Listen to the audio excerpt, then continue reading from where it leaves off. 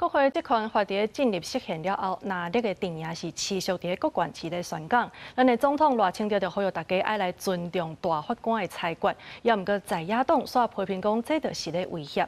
民进党秘书长林右昌是表示讲，这个宪法法庭也有大法官的裁决是最后一道线，所以任何人拢应该爱尊重。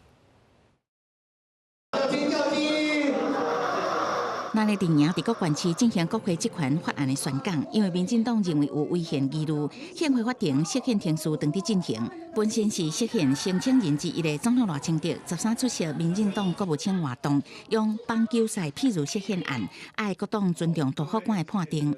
裁判的判决，你球队不认同的话，裁判是可以把总教练罚出场。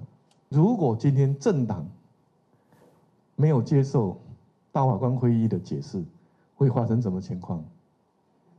人民会有嘘声的，青鸟会飞出来。啊，不过赖清德安尼讲，在野党批评是伫鼓励民众，甚至是对大法官公开下指令，无助总统的管道。真的要问一下赖清德总统，请问他们是裁判吗？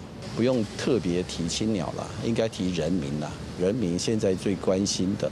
每天发生这些枪击案、这些治安事件，每天发生这些诈骗事件，每天发生的这些贪污弊案，这些好像总统都不把它放在心中。宪法法庭还有大法官的一个宪法的一个裁决，我想这是宪法的最后一道这个防线，不管是任何人或者是任何一个政党，其实都应该尊重。民进党秘书长林右昌呼吁各界爱尊重宪法法庭解释。若是前海基会董事长郑文灿涉贪，互人羁押2个月，民进党已停权3年处分。按过外界评估会冲击党内全大会派系权力改造，林右昌是回应，党内民主机制一向真完整，相信规个程序会当顺利圆满。记者综合报道。